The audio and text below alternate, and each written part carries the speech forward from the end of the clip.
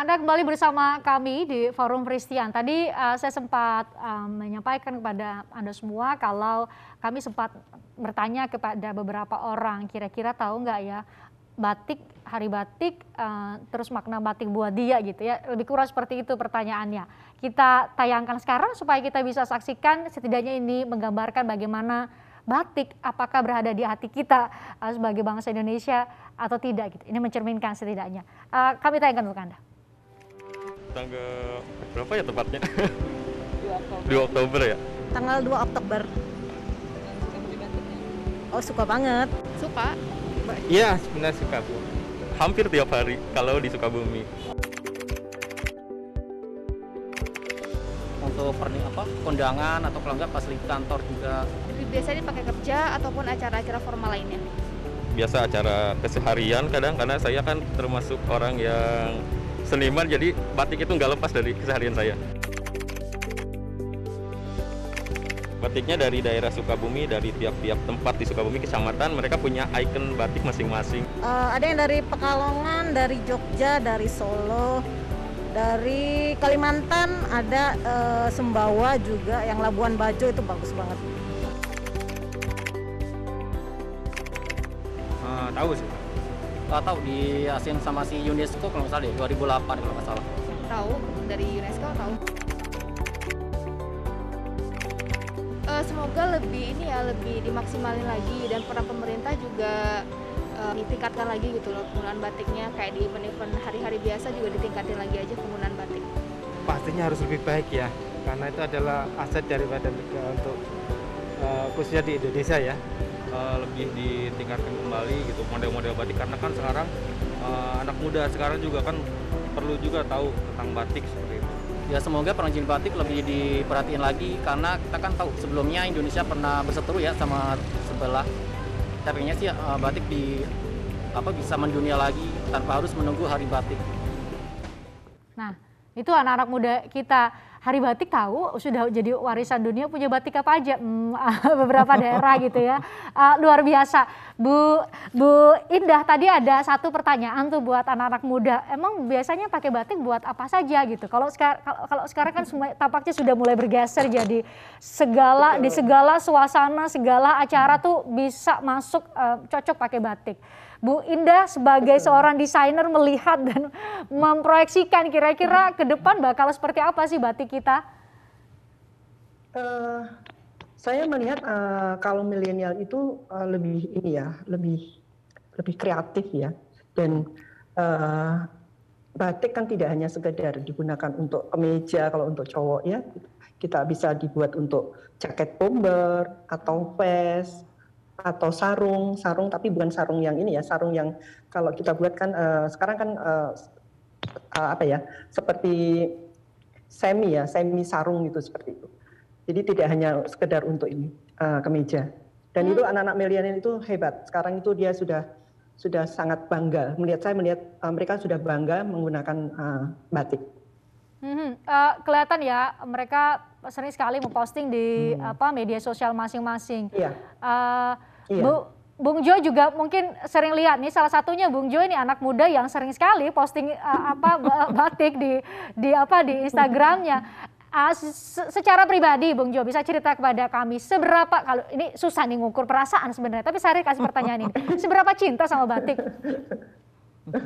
Cinta banget Mbak Christian, tapi kalau boleh saya juga mengangkat isu diplomasi batik. Jadi memang di Kementerian Luar Negeri, batik itu sudah benar-benar Mbak Christian, dan Mbak Christian ini pernah terlibat langsung ya sebagai pengajar kami di sekolah dinas luar negeri maupun sekolah calon-calon pimpinan. Jadi mengerti sekali betapa diplomat-diplomat itu dari tingkat pratama, tingkat junior sampai tingkat paling senior, bahkan duta besar sangat mencintai batik. Seperti foto di belakang saya, kalau boleh saya zoom Mbak Christian, apakah sudah terlihat? Terlihat. Foto dari Bapak Presiden Joko Widodo menyambut Presiden Moon Jae-in di Bogor pada saat itu setelah kunjungan kenegaraan tahun 2017. Bapak Presiden lalu mengajak Presiden Moon Jae-in untuk belusukan, dan belusukannya ke Bogor Mall untuk langsung ngepasin batik disaksikan Ibu Menlu dan Pak Dubes Umar Hadi. So you can imagine Mbak Fristian, batik itu betul-betul ikon diplomasi. Dari presiden pertama kita, Bung Karno, selalu tamu-tamu agung diperkenalkan dengan proses pembuatan batik ya pada saat itu almarhum Gotik Swan dan Ibu Sud. Dan sampai saat ini pun Bapak Presiden bahkan turun sendiri Pak Jokowi. Tadi saya mendengar langsung juga ya dari Pak Jimmy betapa ada batik Papua yang didesain secara khusus untuk Bapak Presiden dan Ibu Negara. Jadi memang ada perhatian khusus di Kementerian Luar Negeri. Mbak Fristian pasti ingat juga di saat Indonesia menjadi anggota tidak tetap Dewan Keamanan PBB di bulan Maret 2019, Ibu Menlu memimpin sidang mengenakan batik, but that's not it only. Termasuk juga Sekjen PBB, Javier Gutierrez juga mengenakan batik dan menteri-menteri luar negeri anggota tetap DKPBB. So that's a very proud moment for us and we hope the younger generations tidak hanya diplomat tapi juga tentunya duta-duta batik yaitu semua, kita semua, Mbak Fristian, Ibu Indah, Ibu Rosalin dan semua komponen bisa terus memajukan batik sehingga pada saat 100 tahun Indonesia merdeka, batik diplomasi jayalah selalu. Maju terus. Keren tadi ya, luar biasa. Jadi nih kelihatan gak sih kalau Bu Rosalin tepuk tangan? Saya juga tadi jadi tepuk tangan dengar ceritanya, wah luar biasa, bangga banget gitu ya. Tokoh-tokoh internasional mengenakan batik, luar biasa itu tanpa perlu berkata-kata bagaimana mengakui keindahan dari motif-motif batik di Indonesia. Nih Bung Jo kalau memang cerita memang selalu semangat nih kalau soal soal batik gitu. Bu Rosalin melihat tadi, ini kita nggak cukup, ternyata itu udah di segmen terakhir kita ngobrol ya. Batik dengan segala dinamika dan tantangan yang ada. Bu Rosalin tadi cerita, pokoknya saya ngotot harus ke New York. Bu Rosalin berharap lebih banyak lagi orang-orang yang di luar sana ngotot. Ibu Rosalin melihat siapa yang punya peran besar untuk bisa memperkenalkan batik, untuk bisa benar-benar membuat batik itu tidak hanya sekadar menjadi warisan budaya dunia diakui oleh UNESCO, tapi benar-benar mendunia. Ya, dari saya... sampainya kami dengan brand Dr. RR sampai di New York Indonesian Fashion Week dan New York City Life Fashion Week, itu saya sengaja harus datang dan muncul sehingga seniman-seniman yang ada khususnya di Papua bisa bangkit.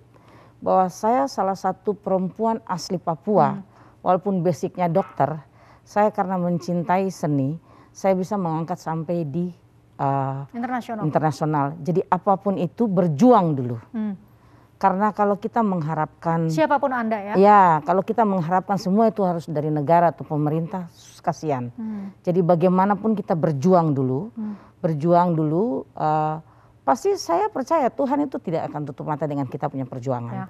Saya sampaikan ke Ibu Indah dari, kalau ada yang tanya biaya dari mana, biaya dari Tuhan. Tuhan yang kasih biaya dan kita sampai di tempat tujuan. Ngotot aja dulu Ngotot aja dulu. Ngotot aja dulu. Ini mungkin dalam waktu dekat kita akan lihat hasil ngototnya di Korea Selatan. Ini bisa bertemu di ruang virtual. Bung Jo tadi sebut, kita semua duta batik ya. Kita semua duta batik. Kita pakai batik sehari-hari, bertemu dengan orang-orang baru, bisa kemudian mempromosikan batik itu sendiri. Bu Rosalin terima kasih.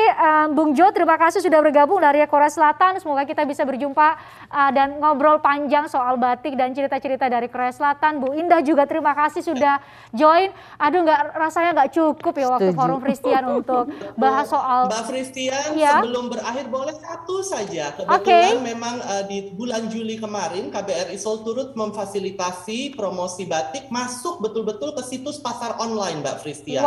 Jadi kalau Mbak Fristian sekarang klik ideas.com langsung ketemu batik Indonesia. But that's one thing yang kita ingin juga tekankan. Kebetulan di sini ada Ibu Rosalin dan Bu Indah. Ini yang benar-benar adalah promotor dan desainer batik. Mungkin adanya perlu diversifikasi batik juga, Mbak Fristian. Sehingga kalau memasuki pasar internasional, tentunya Ibu Indah juga mengerti ya, masuk pasar New York. Dia harus sesuai dengan selera New Yorker, Mbak Fristian. Nah, bagaimana selera New Yorker yang simple? Sama juga dengan selera Korea, rupanya Mbak Fristian dan Ibu-Ibu lebih suka warna-warna polos, warna pastel seperti yang kami kenalkan, dan motifnya mohon izin bukan motif yang betul-betul tradisional, tetapi justru motif kontemporer seperti motif batik yang kami kenakan adalah dinamakan motif lawang sewu dan tentu dengan masker sekarang karena kita harus taat ya protokol kesehatan begitu. Jadi mungkin sedikit tambahan untuk memasuki pasar internasional karena meskipun masa pandemi kemarin negosiasi kami lakukan 7 bulan Mbak Christian, everything virtually, tidak pernah ketemu physical negotiation, tapi bisa tuh tembus tuh berarti kan masa pandemi juga tetap membawa kesempatan. Every cloud has its silver lining. Wah, luar biasa, luar biasa.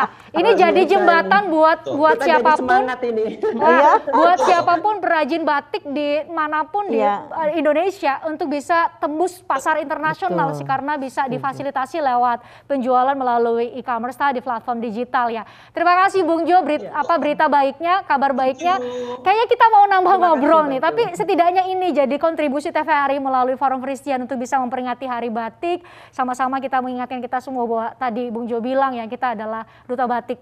Kita setiap orang tuh punya kontribusi sebagai duta batik untuk memperkenalkan batik.